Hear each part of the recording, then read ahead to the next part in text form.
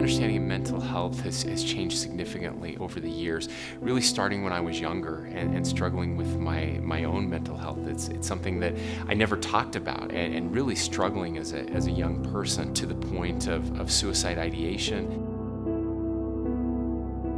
What I've learned over the past few years is that we do need to have these conversations, and that we do need to do more from a public policy perspective of helping people, of making sure that we have resources available to people for their own struggles. Everybody out there has a conception of what mental illness is and what mental health is, and often it's mistaken. It is as rich and unique and diverse as the individuals who sometimes suffer from these challenges. And it is about recognizing the humanity and the dignity of the person who is there. Because we have too often allowed the characteristics of an illness be the description of the person, rather than look at the person themselves.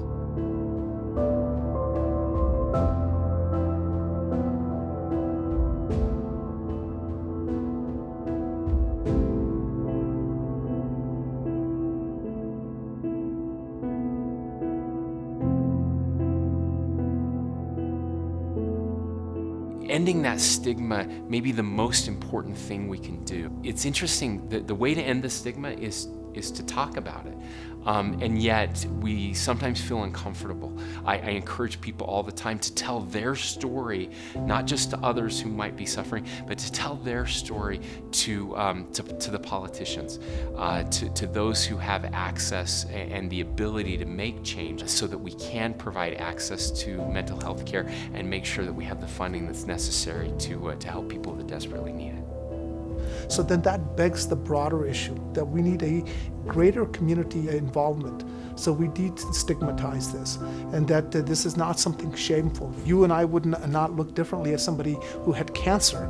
Well, we should not be ashamed of if somebody has a mental health challenge. And so there's a social community component of that.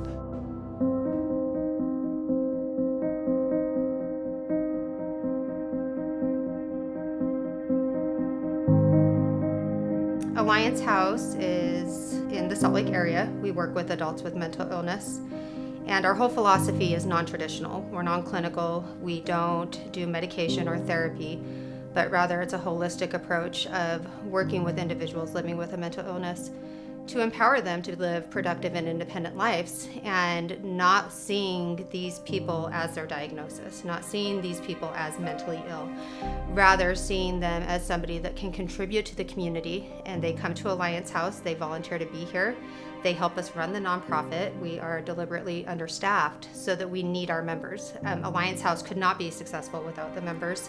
And it then leads to transferable skills so that our members are able to go out further into the community and make connections and live very meaningful lives. Alliance House is a perfect example of a resource that's available in the Utah community. And knowing that these resources are available for you or your loved one, and they are low cost and they're effective. And then also talking to your friends and family about what they're doing, having those honest conversations and reaching out to these resources when they need them. How do we have an open and honest conversation with our community when these issues come up? And how do I get to use the privilege of my office with other policymakers and to say, what are we doing? Why are we not doing enough? So we can move the policy in the right direction. What it says to me is there are so many people out there that are struggling, and oftentimes we think it's just us. We think we're all alone. We don't realize that in a room full of people, there are many that are having the same thoughts that we are. And there's something liberating. I think there's something helpful about that, knowing that we're not alone, knowing that someone like me has had those very same thoughts and those very same trials and concerns, and that there is help and there is hope. That's how we improve, and that's how we convince people to stay.